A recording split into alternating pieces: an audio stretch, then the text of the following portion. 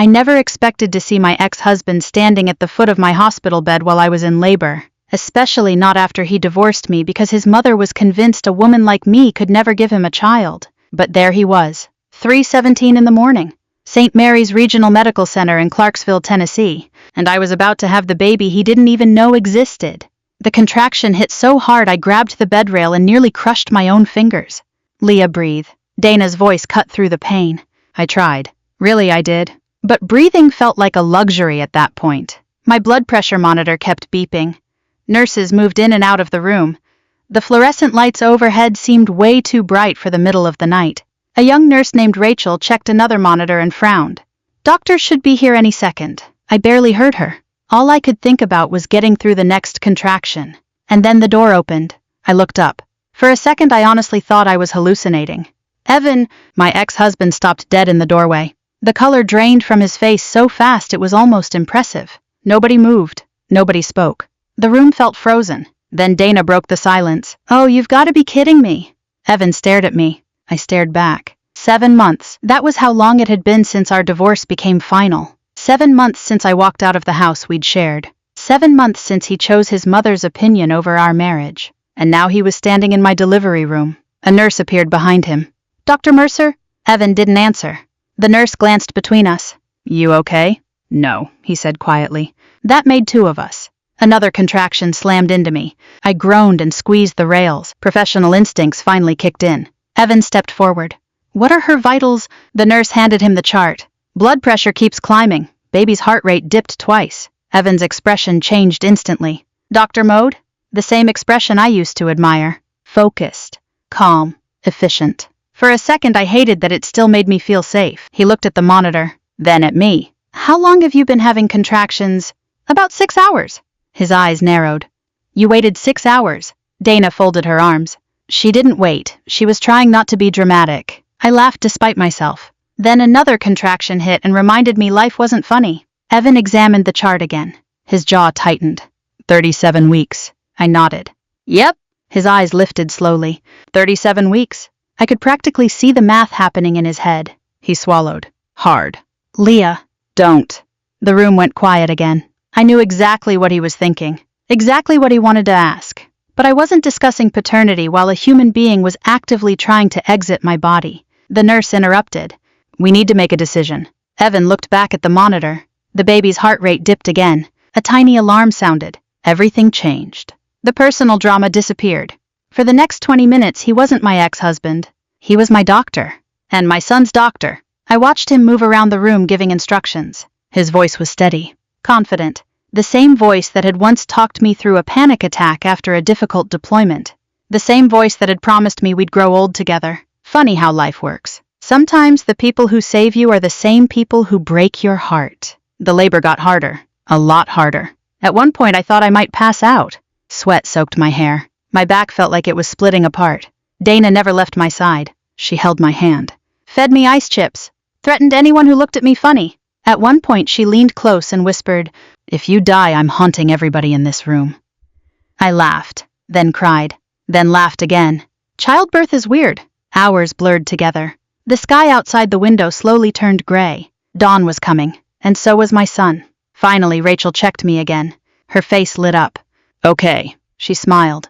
"It's time." The room suddenly got busy. Everyone moved faster. Machines beeped. Instructions flew back and forth. And then it happened. One final push. A sharp cry filled the room. The most beautiful sound I'd ever heard. Everything stopped. Every fear. Every hurt. Every lonely night. For one perfect moment, none of it mattered. My son was here. I started crying immediately. Ugly crying. No dignity whatsoever. Dana was crying too. Even Rachel looked emotional. Evan picked up the baby. For a second he simply stared. Then he carefully wrapped him in a blanket. I saw his expression change. Something hit him. Hard. He looked at the baby's face. Then looked again. The same gray-blue eyes. The same dimple in his chin. The same features Evan saw every morning in the mirror. His hands trembled. Just slightly. But I noticed. Evan walked over slowly. He handed me my son. I held him against my chest. The baby settled almost immediately, like he already knew where he belonged. For a long moment nobody spoke. Then Evan finally did. His voice barely above a whisper. "Leah." I didn't look up. "Don't. Please." I closed my eyes, because I knew what was coming, and because part of me still hated that hearing pain in his voice affected me. The room had mostly cleared out. Only Dana remained nearby, watching, waiting, protective as ever. Evan swallowed again. Then he asked the question that had been living in his eyes since the second he walked into the room. Is he mine? The room felt silent. My son slept peacefully against my chest, completely unaware that his entire future had just shifted. I looked down at him. Tiny fingers, tiny nose, tiny heartbeat. The best thing that had ever happened to me. Then I finally looked at Evan, the man who should have been beside me through every doctor's appointment, every ultrasound, every sleepless night. Instead, he'd been somewhere else, believing I couldn't give him a family. I held his gaze. This is not the place. His eyes filled with something that looked a lot like regret. Maybe it was. Maybe it wasn't. At that moment, I honestly didn't care. Because for the first time in a very long time, my life wasn't about Evan Mercer. It wasn't about his mother. It wasn't about proving anything to anybody. It was about the little boy sleeping in my arms. Evan stared at him again. His face turned pale, almost gray. Finally, he whispered, "That's my son." I adjusted the blanket around Caleb. Then I met his eyes one last time. No. My voice was calm, steady, stronger than I felt. He's my son.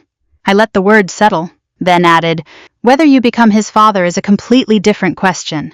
I spent most of my adult life believing that if something was broken, you fixed it. That mindset worked pretty well in the army. Truck breaks down. Fix it. Supply route gets disrupted. Find another one. Mission goes sideways. Adapt and keep moving. Marriage, as it turns out, doesn't always work that way. Sometimes you're the only one trying to repair it.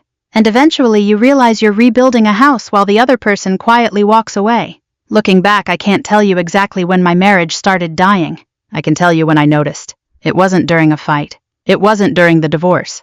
It wasn't even when Evan stopped defending me. It was a Sunday afternoon in Clarksville, and I was standing in a Walmart parking lot holding a pregnancy test I couldn't bring myself to take. But I'm getting ahead of myself.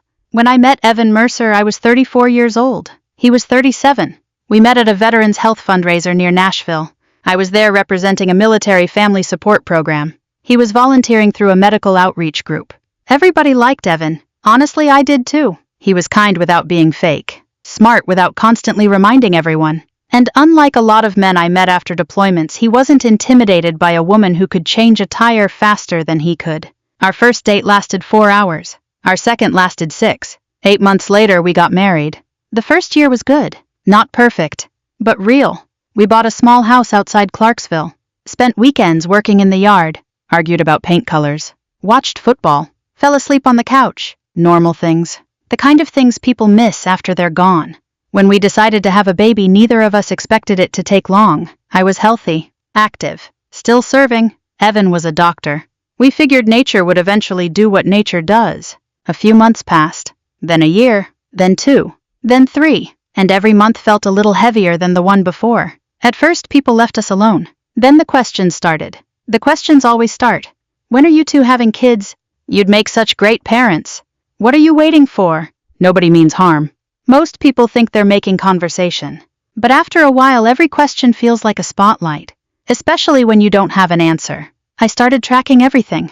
Temperature charts, ovulation windows, nutrition plans, doctor appointments, vitamin schedules. I could have organized a military operation with less paperwork. When my doctor suggested fertility testing, I agreed immediately. No hesitation. No excuses. I wanted answers. Any answers. The results came back normal. I remember staring at the report in the parking lot afterward, relieved, confused, hopeful. I called Evan from my truck. Everything looks good. That's great. You should schedule yours. A pause. Yeah. That was the first delay. There would be many more. Weeks became months. Every time I asked, something came up. Work, patients, scheduling conflicts, insurance paperwork. The excuses changed. The outcome never did. At the time, I didn't think much of it. I wish I had. Then there was Marlene, my mother-in-law, the woman who could insult you while sounding like she was offering prayer. The first time we met, she hugged me and smiled. "Oh, a military woman." I smiled back. "Yes, ma'am." "Well, that's certainly different." Different. That word followed me for years. Everything about me was different. Different from what she wanted. Different from Whitney Bell. Different from the daughters-in-law she imagined while sitting in church every Sunday. Whitney was a nurse practitioner. Blonde. Polished. Southern, always perfectly dressed. The woman Marlene had wanted Evan to marry before I came along. To Whitney's credit, she never did anything wrong. She was always polite, always respectful. The problem wasn't Whitney. The problem was that Marlene treated her like a comparison chart, and somehow I always lost. One Sunday after church, we were eating lunch at Marlene's house. Fried chicken, green beans, biscuits, sweet tea, the usual. Whitney happened to stop by because she'd been helping organize a church fundraiser. Marlene lit up the second she walked through the door. Whitney has such a gift with children. Whitney laughed. I just babysit sometimes. No, dear, some women are natural mothers. The table got quiet, not completely silent, just enough. Enough for everyone to know exactly who wasn't included in that category. Whitney looked uncomfortable. Evan stared at his plate. I took a sip of tea. That's interesting. Marlene smiled. What is? You've never actually seen Whitney raise a child. The smile tightened slightly. I can just tell. I nodded. Must be nice having that superpower. Dana later told me I should have charged admission for that conversation. Unfortunately, sarcasm wasn't enough to stop what came next. Because over time, Marlene got bolder, not openly cruel. That would have been easier. Instead, she became concerned. Concerned people can be dangerous. Concern sounds reasonable. Concern sounds loving. Concern gives cruelty a disguise. One afternoon, she visited our house while Evan was at work. I was planting flowers near the porch. My knees already hurt from years of military service. I stood up slowly. She noticed. Of course she noticed. Oh, honey. That tone. Every military spouse knows that tone. Your knee again? A little. She frowned. That's a shame. I went back to digging. Then came the next sentence.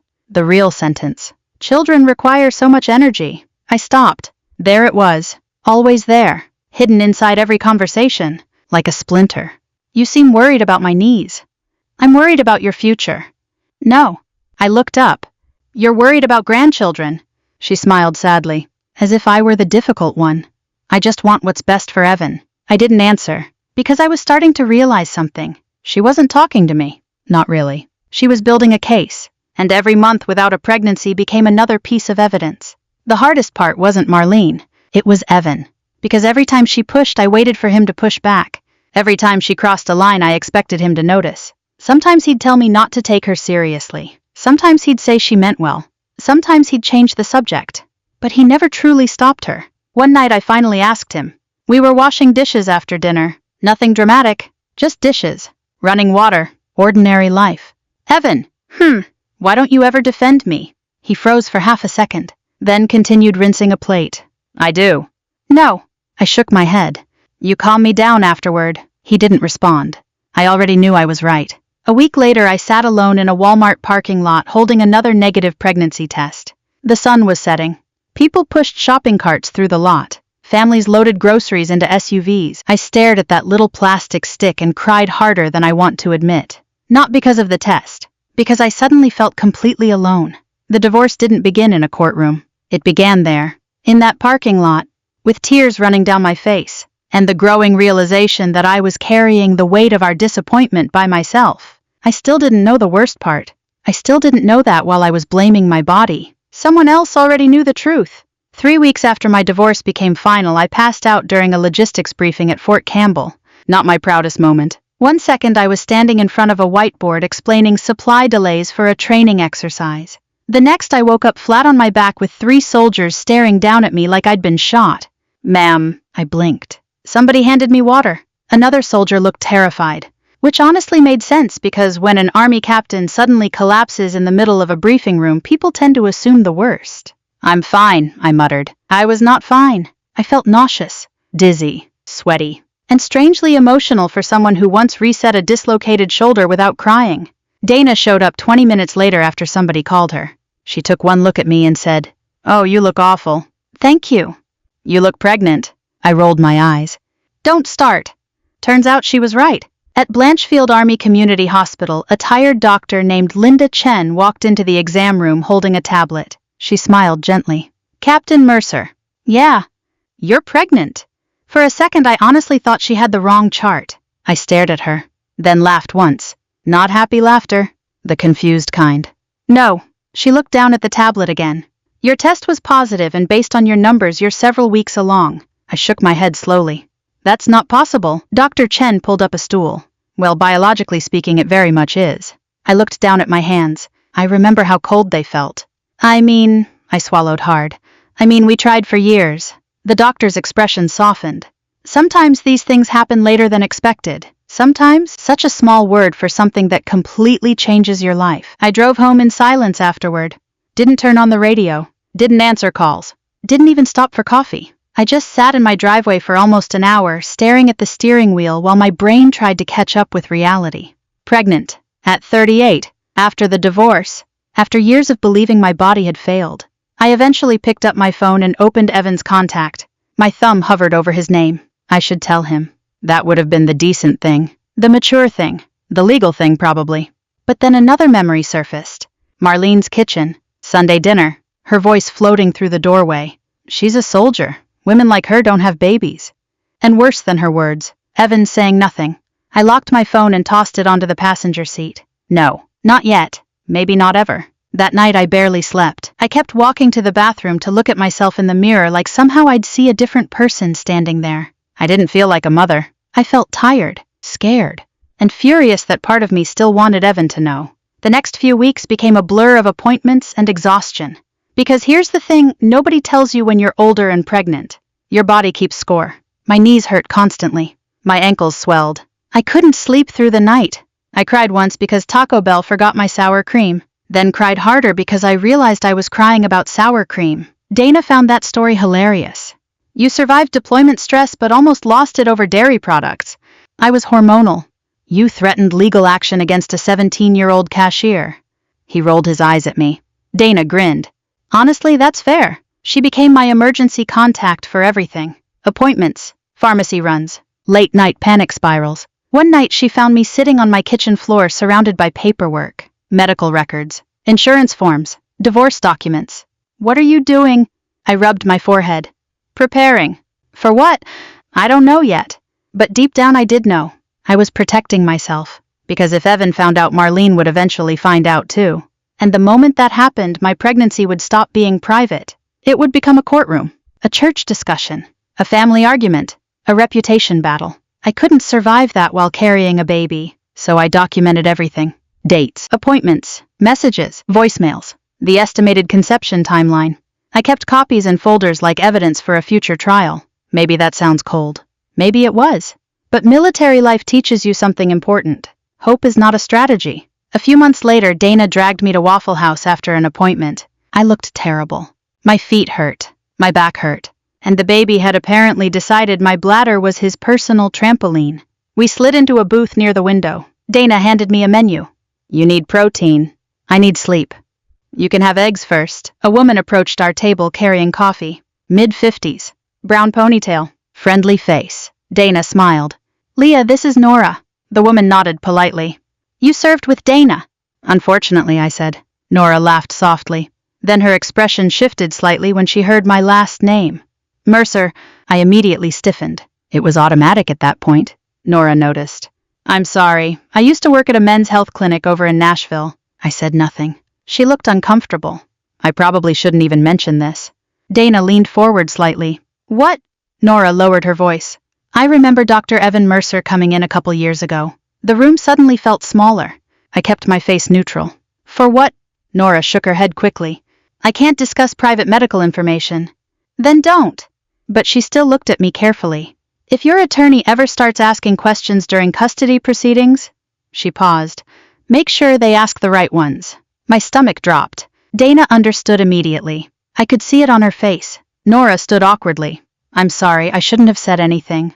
Then she walked away. For several seconds neither Dana nor I spoke. The waitress refilled our coffee. Country music played softly overhead. Some old couple argued lovingly about hash browns nearby. Normal life continued around me while my entire world tilted sideways. Finally Dana spoke quietly. Leah. I stared at the table. He knew. We don't know that. I looked up sharply. No, don't do that. Do what? Don't soften it. Dana exhaled slowly. Because she knew. Same as me. If Evan had gone to a fertility clinic before the divorce, then he had known there might be a problem on his side. And he still let me carry all the shame. I suddenly felt sick. Actually sick. I pushed out of the booth and barely made it to the bathroom before throwing up. Pregnancy nausea had nothing to do with it. I leaned over the sink afterward, shaking. Not crying yet, just shaking. When I came back, Dana was waiting quietly. Neither of us joked anymore. I need a lawyer, I said. Dana nodded once. Okay. And I need to stop thinking like his ex-wife. She tilted her head. What does that mean? I picked up my purse slowly. It means from now on I think like Caleb's mother. That was the moment everything changed. Not because I stopped loving Evan completely. Honestly, part of me still did. That was the humiliating part. No, what changed was simpler than that. I stopped waiting for somebody else to protect me. The first 24 hours after Caleb was born felt like a strange dream. Not the good kind. The kind where familiar faces keep showing up in places they don't belong. I barely slept. Every time Caleb made a sound, I woke up. Every time a nurse opened the door, I looked up. Partly because I was a new mother. Partly because I knew Evan was somewhere in the building.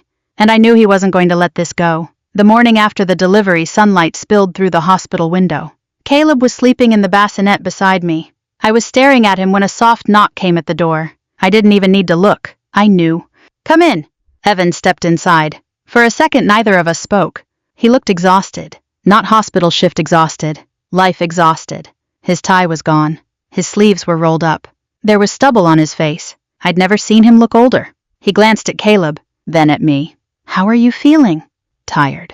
That's fair. The silence stretched. Finally, he pulled a chair closer. I filed the conflict report. I frowned. The what? The hospital requires documentation when a physician treats a close family member. Of course. I'd almost forgotten. The hospital administration had already spoken to him after the delivery. Not because he'd done anything wrong. The emergency had justified his involvement. But procedures were procedures. Everything had to be documented. Funny. Documentation again? My entire life seemed to revolve around paperwork lately. Evan rubbed the back of his neck. They'll review everything. Okay. They'll probably determine I acted appropriately. Okay. His jaw tightened slightly. You don't have anything else to say? I looked at him. What exactly are you hoping for here? His eyes dropped. That answer hurt more than if I'd yelled. Because deep down he knew he hadn't earned much from me. Not yet. Maybe not ever. He looked toward Caleb again. The baby stirred slightly. One tiny hand escaped the blanket. Evan stared at those tiny fingers like they were made of glass. I still can't believe it. I folded my arms. Believe what? That he's here. A bitter laugh escaped before I could stop it. Well, somebody believed I couldn't have children. His face flinched. Good. Not because I enjoyed hurting him, but because I was tired of carrying all the pain myself. For years I'd been the only one bleeding emotionally. Now he finally had to sit with some of it. A nurse knocked and entered before either of us could continue. She checked my vitals, adjusted a monitor, made small talk, normal hospital stuff. The interruption felt almost merciful, because neither Evan nor I seemed capable of having a simple conversation anymore. Everything carried history. Every sentence dragged years behind it. After the nurse left, he stood. I want a DNA test. There it was. Straight to business. No surprise. I nodded. Okay. His eyebrows lifted. Okay. Through attorneys. The relief on his face lasted maybe half a second. Then it vanished. Leah? No. He sighed. We can handle this privately. I laughed. Actually laughed. Not because it was funny. Because it was ridiculous. Privately. His expression hardened. I mean without lawyers. Quiet is how we got here. That's not fair. There it is again. What? That phrase? I shook my head. Every time something makes you uncomfortable, it becomes unfair. For a second he looked like he wanted to argue. Instead he looked away. Interesting. Very interesting. Because that was the first time I'd seen genuine uncertainty in him. The kind that comes when somebody realizes the old excuses don't work anymore. A few hours later I got my first visit from Marlene. I would have preferred another contraction. At least contractions eventually end. The door opened. In she walked. Pearl earrings. Perfect hair. Church clothes.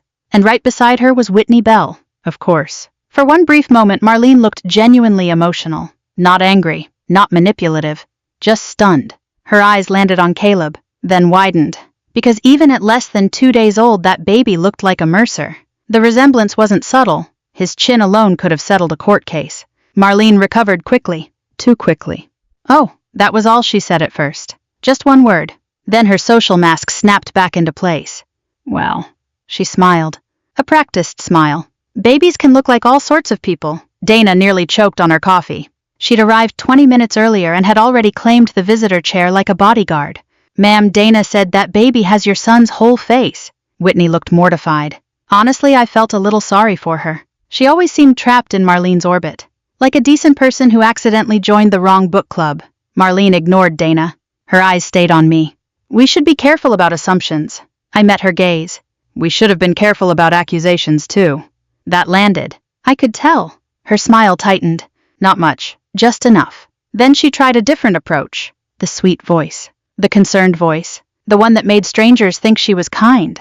Leah, sweetheart, nobody wants conflict. I almost admired the performance. Almost. You called me infertile for 3 years. I never said that.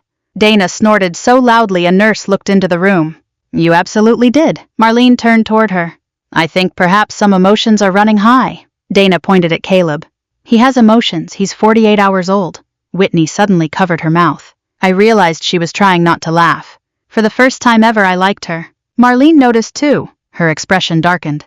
Just slightly. Then she stood. I think we should all wait for the DNA results. There it was. The implication. The accusation without actually making one. A specialty of hers. I felt anger rise. Real anger. Hot and immediate. But before I could respond, another voice spoke. Evans. Mom. Everyone looked at him. He'd been standing silently near the window, watching, listening. Now he stepped forward. Stop. The room froze. Marlene blinked. Evan. No. His voice remained calm, but firmer than I'd heard in years. Stop. For the first time since I'd known her, Marlene actually looked surprised. Not angry. Surprised. Like she genuinely didn't understand why her words weren't working. She gathered her purse, straightened her jacket, and left. Whitney followed after offering me an apologetic smile. The room felt lighter immediately. Dana whistled. Well? Nobody answered. After a minute she stood too. I'll go get food. She pointed at Evan. You. Then pointed at me. You. Then made a warning gesture. No nonsense. The second she left, silence returned. Evan looked exhausted again. Older somehow. He sat back down. And for the first time I saw fear. Real fear. Not fear of losing a lawsuit. Not fear of embarrassment. Fear of the truth. I decided to test something. Did you know? His head lifted slowly. Know what? That there might have been a fertility issue on your side. The color drained from his face. Not completely. Just enough. And in that moment I got my answer. He knew exactly what I was asking. Which meant he knew exactly why I was asking it. Evan. He closed his eyes. Only for a second. But it was enough. That tiny pause told me more than any DNA test ever could. 3 months later, the DNA results arrived. The test confirmed what everybody with functioning eyesight already knew.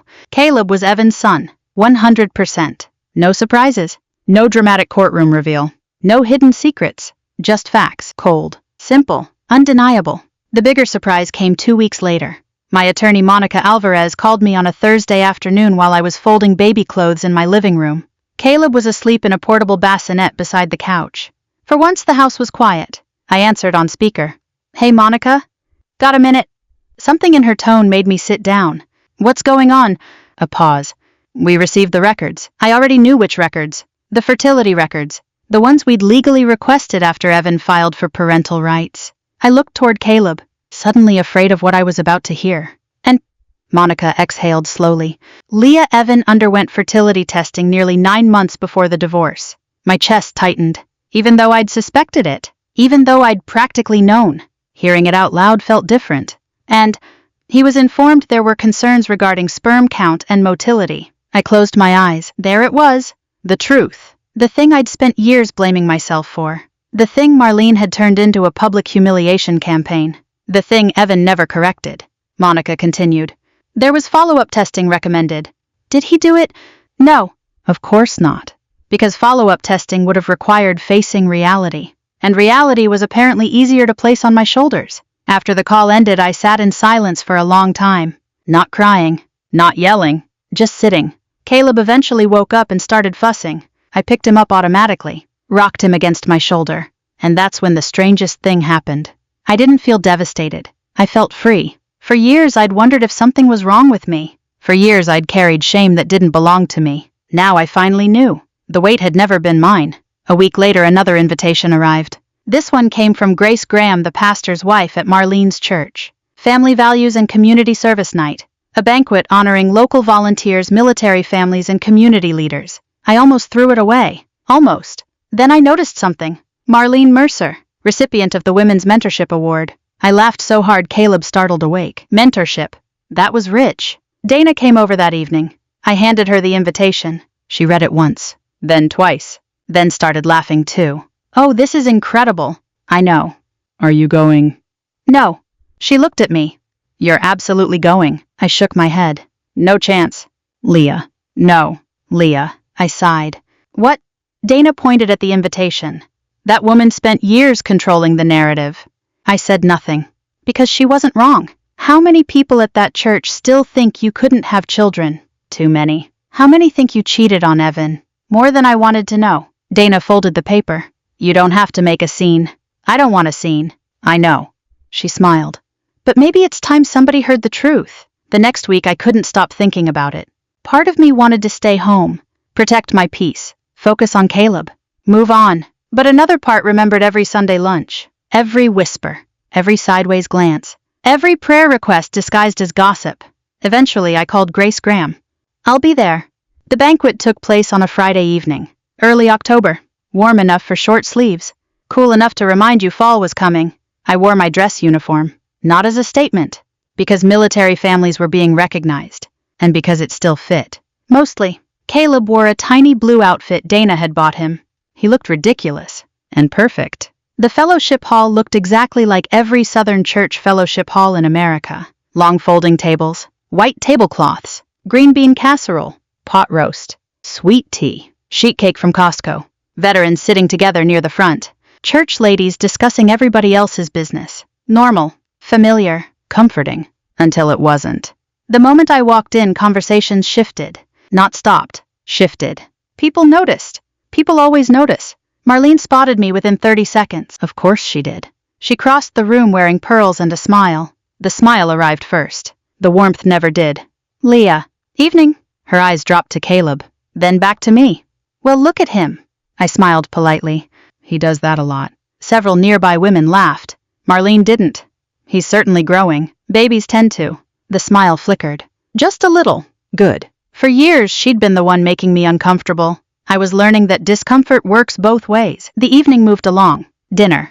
Announcements. Recognition awards. Military appreciation segment. Everything remained perfectly civilized. Then Marlene stepped to the podium, and everything changed. She accepted her award with practiced humility. Thanked volunteers. Thanked church leadership.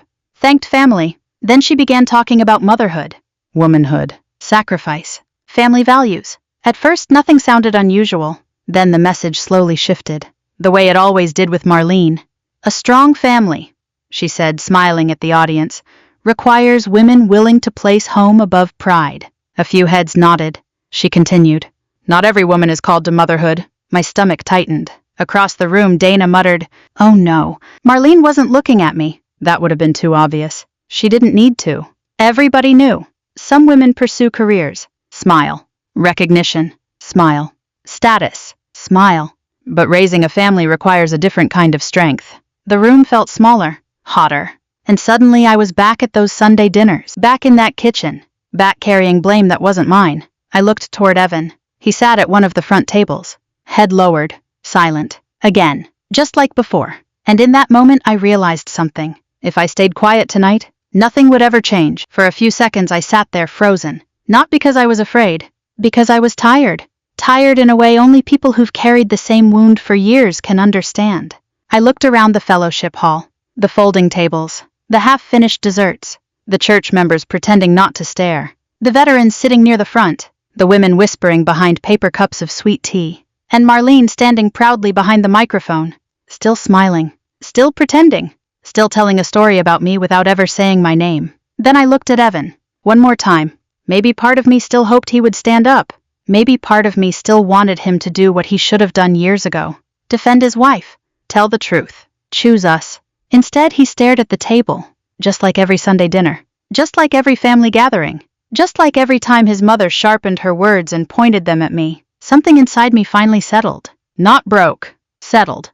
The way muddy water settles after a storm. I stood up. Dana immediately looked nervous. Not because she thought I'd make a scene, because she knew I rarely stood up unless I'd already made a decision. You okay? She whispered. I nodded. Then I walked toward the stage. The room grew quiet almost immediately. People noticed. They always do. Pastor Graham looked surprised when I approached. Captain Mercer, I smiled politely. May I say something? He hesitated, then nodded. I think he sensed this wasn't going to be about military service. I took the microphone. For a second I just looked around the room. Not angry, not emotional, just honest. My name is Leah Mercer. The room became completely silent. A few people shifted in their chairs. Everyone knew who I was, and everyone knew exactly why I was standing there. I've attended this church on and off for years. I paused. Some of you know me as a soldier. A few veterans nodded. Some of you know me as Dr. Evan Mercer's ex-wife. More nodding. And some of you know me as the woman who couldn't have children. That one landed hard. Nobody moved. Nobody spoke. Across the room, Marlene's smile disappeared. Finally, I continued. That story was never true. Marlene stepped forward immediately. Leah, I raised one hand, not aggressively. Just enough. No. The room froze again. For once she wasn't controlling the conversation. I spent years believing something was wrong with me. My voice stayed calm. Years blaming myself. I looked down briefly, then back up. I took every test my doctors recommended. Silence. I followed every instruction. More silence. I carried every ounce of shame. I glanced toward Evan. And I carried it alone. Nobody interrupted. Not even Marlene. Because suddenly the room wasn't hearing gossip. They were hearing a person. A real one. I reached into my purse, pulled out my phone, then looked directly at Marlene. You once left me a voicemail. Her face turned pale. Only slightly, but enough. You probably don't remember. She remembered. I could tell. Everyone could. I do. The room remained silent. I'd like everyone else to hear it too.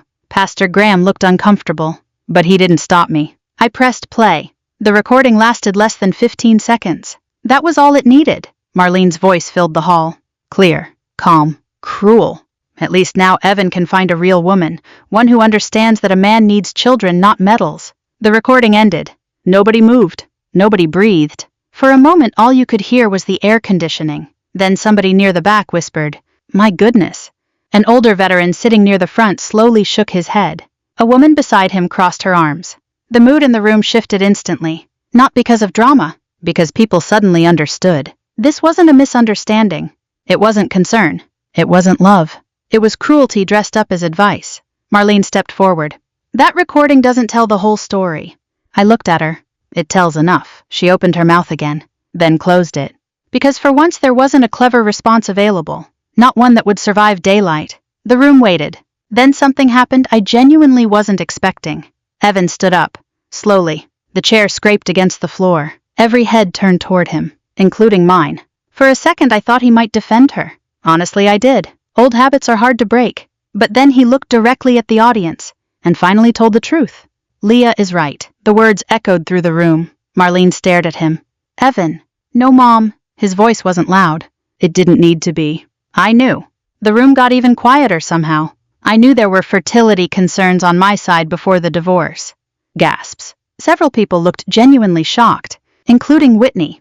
I was embarrassed. He swallowed hard. I was ashamed. His eyes found mine. And I let Leah take the blame. For the first time all evening I saw tears in his eyes. Real tears. Not for sympathy. Not for attention. The kind people cry when they finally stop lying to themselves. I let my mother say things that weren't true. Nobody moved. Nobody interrupted. Because every person in that room understood exactly what confession sounds like. Marlene looked stunned. Not sad. Not remorseful. Stunned. Like she couldn't believe she'd lost control of the story. Pastor Graham quietly stepped forward. Perhaps we should take a moment. Nobody disagreed. The event ended awkwardly after that. No shouting. No dramatic exit. Just a room full of people suddenly rethinking years of assumptions. Honestly, that felt more satisfying than yelling ever could. Outside, the October air felt cool against my skin. Dana stood beside me holding Caleb. People slowly filtered into the parking lot. Conversations started. Whispers traveled. Truth works fast once it's finally released. A few minutes later, Evan came outside. I wasn't surprised. He stopped a few feet away. For a moment, neither of us spoke. Then he looked at Caleb. Then at me. I'm sorry. Simple words. Years late. But sincere. I believed he meant them. That didn't change anything. I'm sorry too. He looked confused. For what? I adjusted Caleb's blanket. For spending so many years asking people to see my worth. The truth hit me as I said it. I wasn't angry anymore. Not really. I was done. And being done feels different than being bitter. Evan took a breath. Is there any chance we can start over? I smiled sadly. There it was. The question everybody expected. The question every revenge story usually ends with. The grand reunion. The second chance. The happy ending.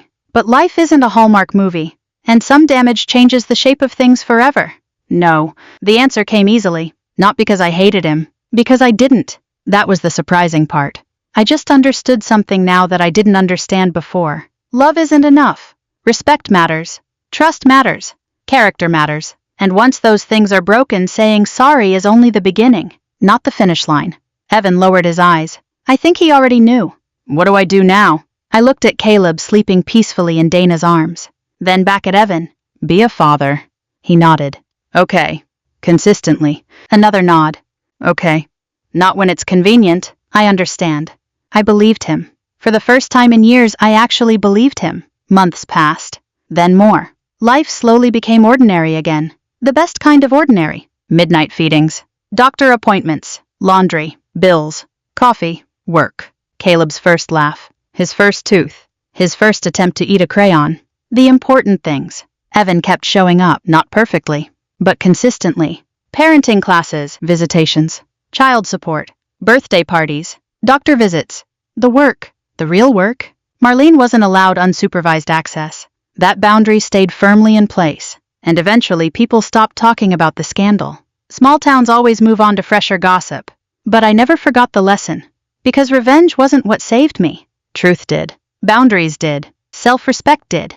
The real victory wasn't exposing Marlene. It wasn't humiliating Evan. It wasn't proving I could have a child. The real victory was refusing to let somebody else's lie become my son's inheritance. Today Caleb is thriving. I'm still in Kentucky. Still serving. Still laughing with Dana over terrible Waffle House coffee. My knees still hurt when it rains. I still don't trust easily. And some mornings I still catch myself grieving the marriage I thought I had. But grief and peace can exist in the same heart. I've learned that. People think revenge is loud. Sometimes it is. But the kind that changed my life looked a lot quieter. It looked like legal documents. Doctor appointments. Saying no without feeling guilty. Walking away from people who demanded access to me. Choosing peace over approval. Evan occasionally asks if I'll ever fully forgive him. Maybe I will. Maybe I already have. Forgiveness and reconciliation aren't the same thing. I learned that too.